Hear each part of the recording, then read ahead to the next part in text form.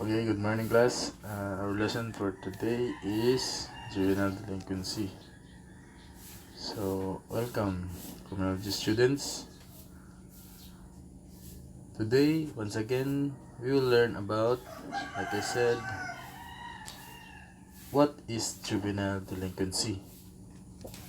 So, as you picture out, it is putting a minor into detention for misbehavior or doing something illegal and not accepted in the society. What is juvenile delinquency, class? So, juvenile delinquency is defined as it refers to the large variety of disapproved behavior or antisocial acts committed by minors. So, minors are which are below the age of majority, that is 18 years old. So, when you say a variety of disapproved behavior or antisocial acts committed by minors, it can be called as juvenile delinquency. So, in Republic Act 6809, amended the Executive Order 209, which is the Family Code of the Philippines, lowered the age of majority from 21 to 18 years. Take note of that, class. According to some psychologists, that juvenile delinquency is defined as illegal behavior. So, illegal behavior by the minor that would be considered criminal against the state. State means the Philippines, like for example vandalism, petty thief, arson, and rape. What is juvenile? So it is defined as young or immature people who have violated or does not follow the norms of the society. It involves oftentimes misdemeanor but may include also offenses and felonies. What is misdemeanor, class? Are offenses lower than felonies and generally punishable by less than a year in a jail or a fine.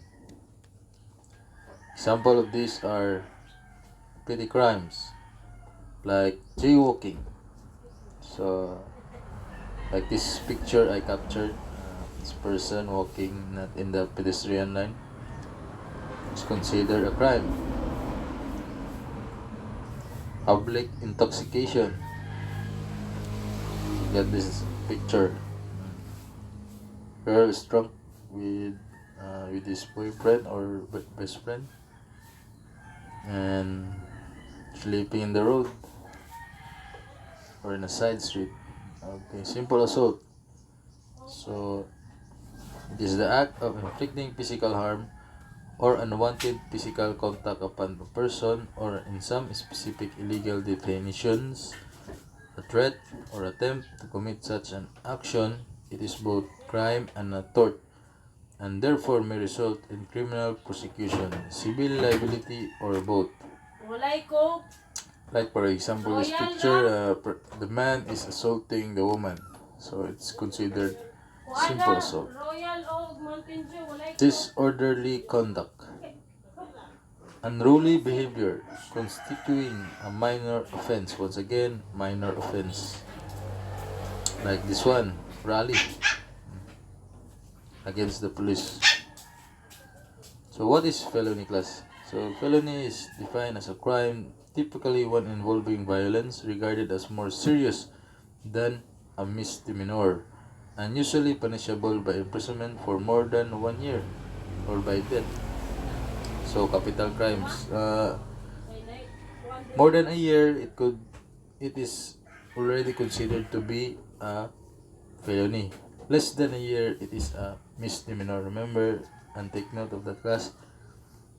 If a felony is punishable by death, it is considered capital crimes. So like I said, by death, capital crimes. Examples: burglary, rape, arson, robbery, and murder. So norms. What are the norms in the society? Are general social rules that define correct and acceptable behavior in our society or a group to which individuals are expected to conform. So what is delinquency? Delinquency is a kind of abnormality when an individual deviates from the course of normal social life. His behavior is called delinquency. So, for example, in a school, if a student cutting classes, it's considered delinquency, delinquent behavior. What is a child in conflict with the law? Here in the Philippines, the delinquent and juvenile offenders are called child in conflict with the law. So under Republic Act 9344, juvenile delinquent are now called child in conflict in law with the law. The use of the word of juvenile, juvenile delinquent, youthful offender, or other similar terms against the child is called labeling or shaming, punishable under this law. So, pag imong tawagon ang bata na youthful offender, juvenile delinquent, or other similar terms, dili na siya pwede sa atong court here in the Philippines. They are considerable labeling or shaming and is punishable by our law. Crime versus delinquency. So when you say crime, it is an act that breaks criminal code which is created by society through written law. So delinquency is an act that merely breaks cultural law or norms.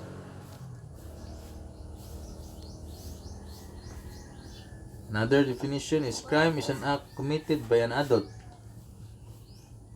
So delinquency are acts committed by minors. So take note of that, class. A person who committed a crime can be dealt with in accordance with the criminal justice system. A child is under the process known as juvenile justice system. So when a minor committed a crime, he will be undergone a juvenile justice system when it comes to committing an offense. So when you say an adult, it will be dealt by the criminal justice system. History of juvenile delinquency. So the first is the Code of Hammurabi. It is the oldest code of our century. This is a Babylonian king Hammurabi code of laws. Example of a picture I captured. This is the person in the left is the king Hammurabi, and the scripture in his right are the laws he established. So as you can see here in this picture, King Hammurabi, and the left side is considered the sun god at that time. Sun god, I think he is taking wisdom from the sun god. So French archaeologists found these pieces of ancient black stones carved in the region of Mesopotamia, more than 3000 BC, in the sands of Iran. In 1901, this image shows that Hammurabi talking to the sun god of Babylonia. Hammurabi established more than 250 laws. So 250 laws ang established ni Hammurabi. Some of these laws are famous, and one of the law is the law of number 196, that if a man put out the eye of another man, his eye shall be put out. It became the origin of the principle of lex talionis, which means an eye for an eye and a tooth for a tooth. Lex talionis, class. So the law of retaliation, it means it's a form of retribution, just like I said, an eye for an eye, tooth for a tooth. For example, the person kills somebody, so she will be also killed for his doing. If the person cut the hand of someone, his hand will be cut up also. So the Code of Hammurabi also has a punishment which is very very harsh, like drowning. So the person is drowned, and if the god doesn't save him, he is considered to be guilty. But if he is unharmed and he got from away from drowning, so he is considered to be just. Under this system, a man broke the bone of one his equals, his own bone would be broken in return, just like I said. So during this time in 1641, General Court of Massachusetts passed a stubborn child law, which stated that children who disobeyed their parents could be put to death. So this is a form of like in the Code of Hammurabi, which is very harsh, that even a child, if he disobey their parents, could be put to death. That is a very harsh punishment for a child. So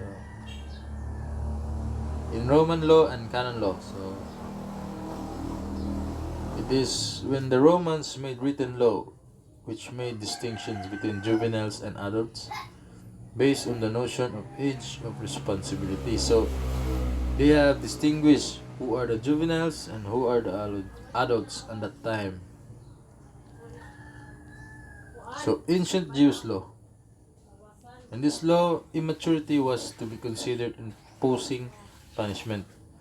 No corporal punishment prior to puberty. So puberty 12 for females and 13 for males. No capital punishment under 20 years of age. So more than there will be a capital punishment. What is corporal punishment, class? Like this, whipping. Physical punishment is a punishment intended to cause physical pain to a person when practiced on minors, especially in home and school setting. Methods include spanking or paddling.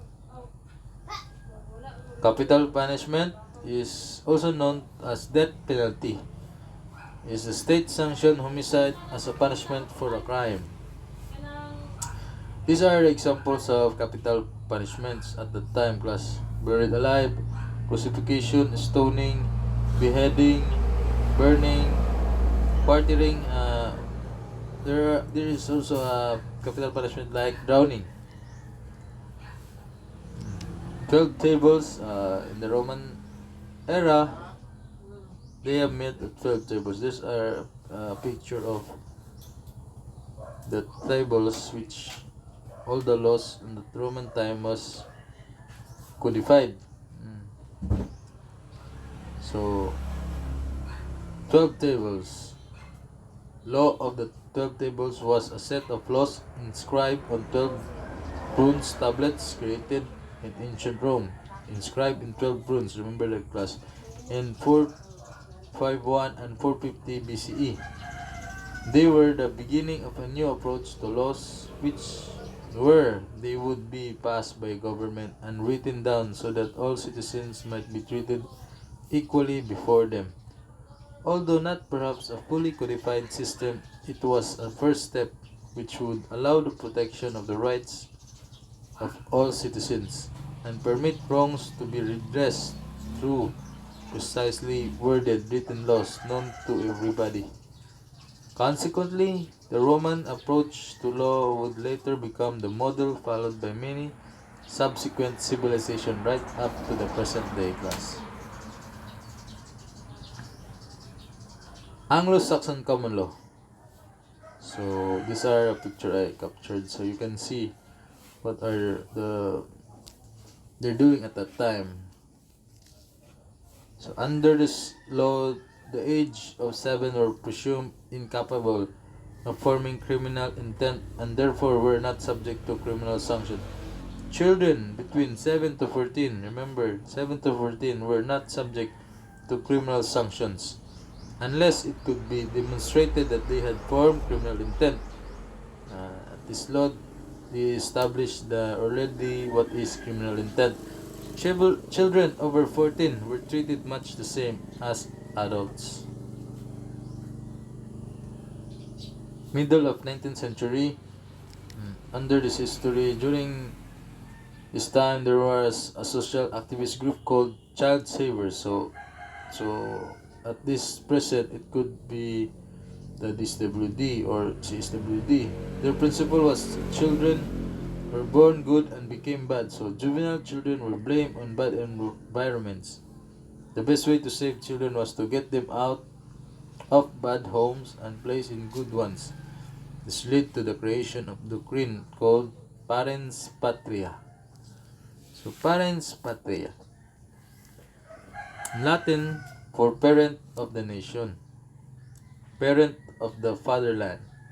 In law, it refers to the public policy power of the state to intervene against an abusive or negligent parent, legal guardian or informal caretaker, and to act as the parent of any child or individual who is in need of protection. For example, some children, incapacitated individuals, and disabled individuals lack parents who are able and willing to render adequate care, those requiring state intervention. So, naiuban parents will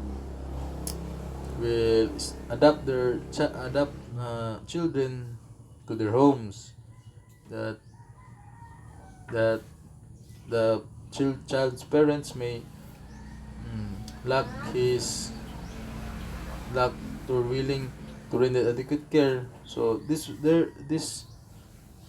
the new parents will provide the correct and proper way to care a child as the state demanded. Poor Law 1601. So this is Elizabeth Poor. Involuntary separation of child he created from their impoverished parents. So impoverished, it means poor parents, and these children were then placed in the bondage to local residents as apprentices. So they are placed to other residents to become apprentices.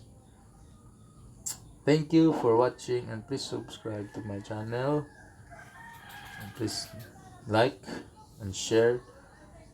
Once again, this is your instructor, Antonio Jan. Thank you and God bless.